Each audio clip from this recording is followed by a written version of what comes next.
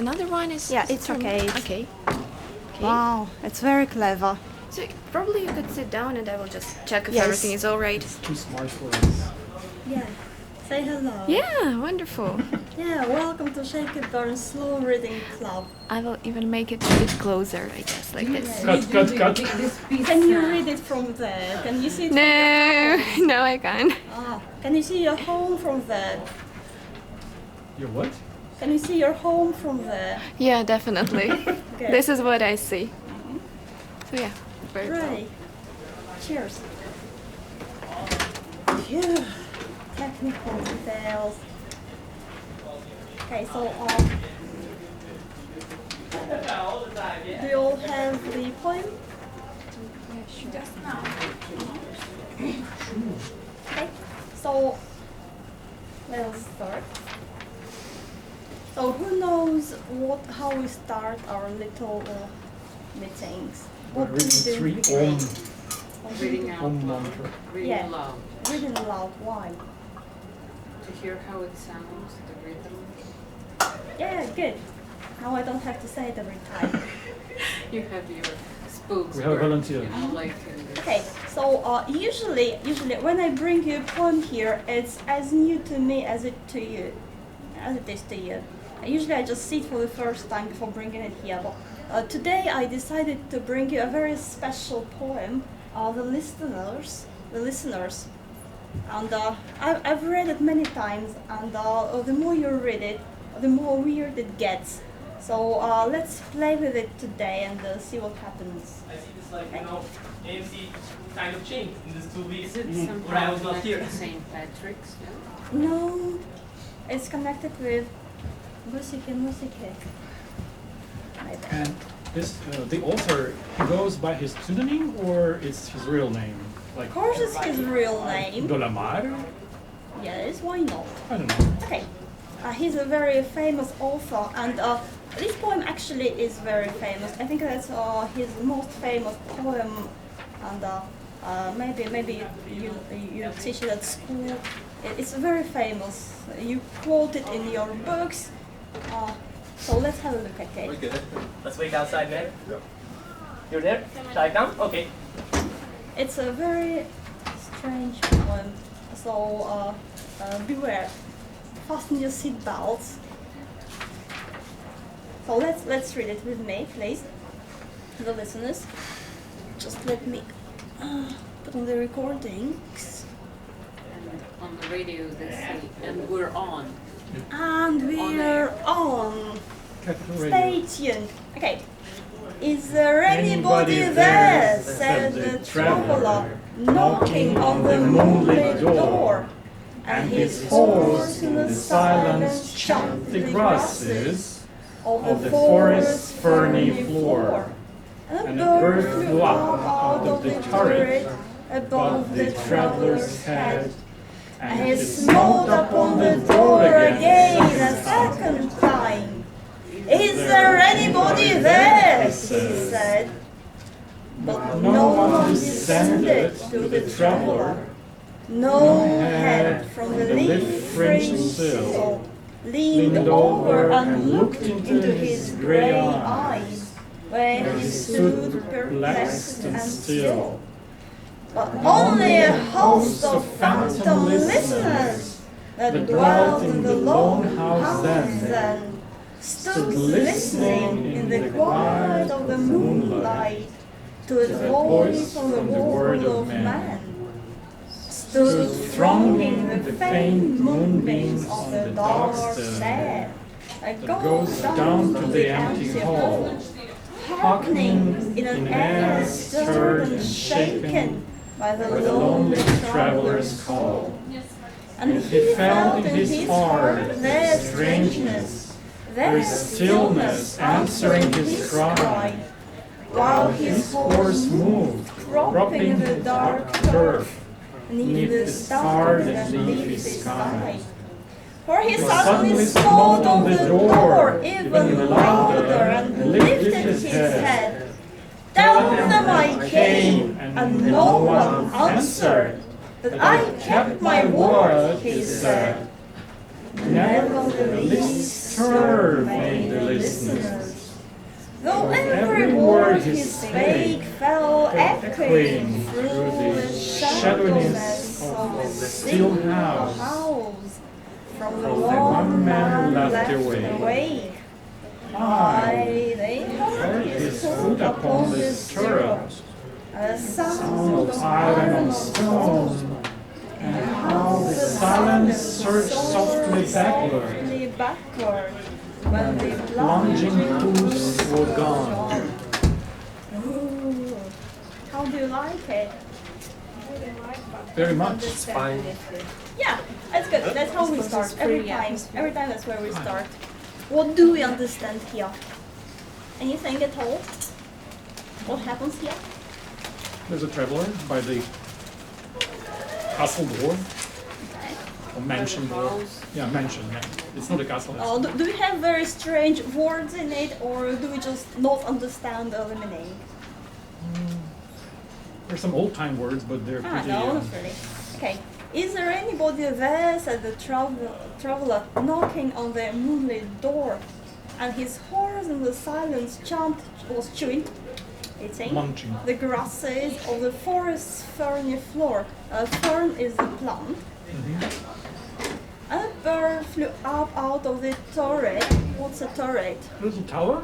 A little tower, usually, like you have a house with a turret. In or a Russian chess, castle. we have that figure called tura, that comes from that word. Turret. Maybe this on the picture, this is... Yeah, that's a turret. Exactly, yeah. Something like that. Tour de And fête. he smote, knocked very hard. He smote Like upon smite. the door again a second time. Is there anybody there? He said. But no one descended to the traveler. No head from the leaf-fringed sill leaned over and looked into his grey eyes. What is leaf-fringed? Wings overgrown with leaves. Yeah, brained with leaves. Yeah, framed with leaves. Sill like windowsill. Where he stood perplexed, like confused, puzzled, not very comfortably feeling, and still. Only a host of phantom listeners, a host like a crowd.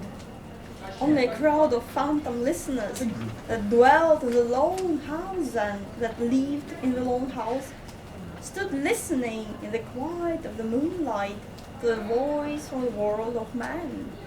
Stood thronging the faint moonbeams on the dark stair, thronging again like crowding. It goes down to the empty hall, hearkening, listening attentively, hearkening, in an air stirred and shaken by the lonely traveler's call. And he felt in his heart their strangeness, their stillness, answering his cry, while his horse moved cropping the dark turf beneath all the starry and leafy sky. Well, he suddenly smote on the door even louder and lifted his head. Tell them I came, and no one answered, that I kept my word, he said. Never the least stir made the listeners, not the smallest action movement. Though every word he spake fell echoing through the shadowness of the still house from the one man left awake. Aye, yes, they heard his foot upon the stirrup. What stirrup? That iron thing that you Part of entice the horse to where go you put forward. your leg when you mount the Yes, horse. that's correct. And the sound of iron on stone, and how the silence surged softly backward, came back, when the plunging hoofs were gone. Okay? Is it a bit more clear now? No, that's good. I like mean, it. Now we understand The the words, words, but yeah. the meaning is still blurred. Yeah, because that's where we start every time. That's the real magic of what we're doing here. We make some cloudy, wibbly-wobbly thing of confusion, and we go right into it. And when we come Take a out, something plunge. changes. Something changes. Maybe we change. I guess. What else? Who else? How else? We change, It's fine. and then this strange thing changes too. I think it's very good. magical. Okay. So let's start with the beginning. The beginning of the poem is the title, The Listeners. So if you see a poem called The Listeners, what do you expect to read here? What are your expectations if it's called The Listeners? Whatever. The first time you say, we're going to read a poem called The Listeners. Maybe music. Maybe music. Maybe we don't think at all, we just, like this little Pac-Man, we eat what we made. Yeah. I bet. Well, we mostly think not about the narrator maybe, Uh-huh. but about those who he's narrating to. But the least we would think about is the host of. Phantom Listeners! Phantom, Yeah, about this phantoms and yeah. Yes, they hear him, And they don't answer. moonbeams thronging. Mhm. Okay, so who is there in the poem? The author, A the man. traveler. A man, yeah, the traveler. The traveler, his horse, And that's the important, listeners, and the listeners. It takes 2 actors to play 1 horse. Yes. this mysterious thing. Okay, what time of what place is it? What time is it? Do we know anything about it? Yeah, probably night. How do you know it's night? Moonlit. Yeah, very Everything's easy. moonlit. Yeah, What place is it? forest. Something leafy. So let's have a look. Vegetation. Is there anybody there? Said the traveler. Is it a strange beginning or is it just normal? Some Is it okay. normal for a traveler to say, is there anybody there? Yes. Mhm. So when we enter the poem, we don't really see anything strange. Like, is there anybody there? But directly we meet the traveler, we hear his voice. First of all, we don't see anything. We only hear his voice straight away. Okay, so that's important. Is there anybody there? Said the traveler, knocking on the moonlit door. Okay, now we start getting the picture. It's like every time when you enter a poem, you're blind. You don't see anything. And then little by little, you touch it here, you touch it there, and the picture comes up to you. This world, this reality begins to form itself. So now we have the traveler. We don't know anything about this traveler. He's very mysterious. That's the traveler. What do we know about the traveler? Nothing. We know something about him. He can ride horses. Yes, He has a he has a horse. We Cowboy. haven't met the horse yet. But You like forest? He likes animals. I don't know who's there now. Yes, Oh, yeah. hey, there's a horse. Not enough space, I'm sorry. For a good horse. It's perspective. It has stirrups. Scale. Yes.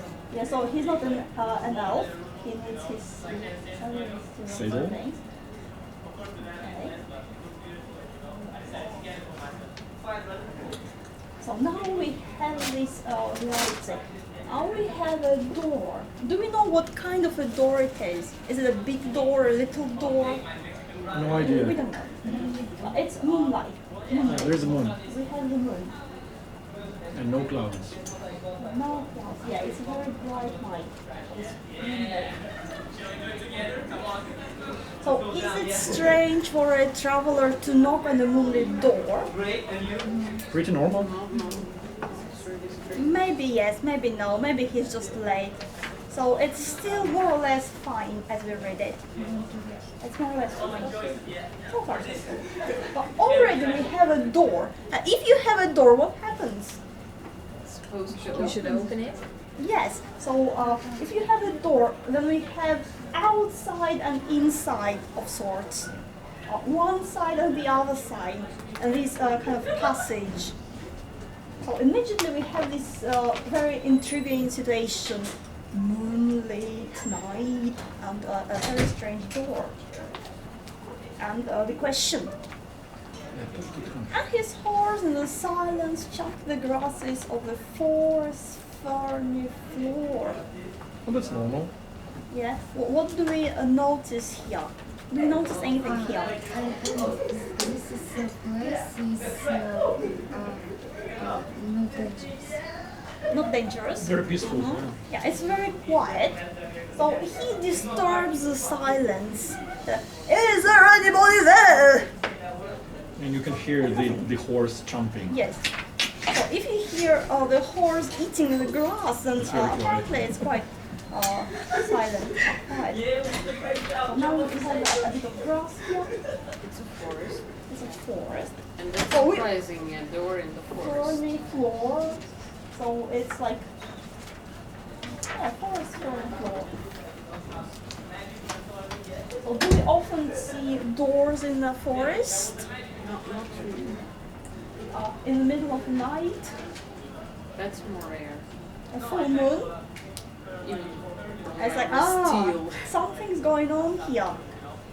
So can you hear it?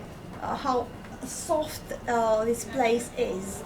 Silence, grasses, chump, Fern. forest, ferny, floor. It's all very, very soft, very quiet. Yeah, and like we said, we have different characters. We have the listeners, we have the traveler, and we have the horse. The biggest mystery of this poem is why the horse? Why do we need the horse? Straight from the beginning, we don't see these listeners yet. We know they are there because of the name, but we already see the traveler and we see his horse. Why do we need to see his horse? Jump in the grass. Because he's traveling. He made a big journey to reach there. But why don't just say he left his horse behind and came to the door to knock on it? Why do we need to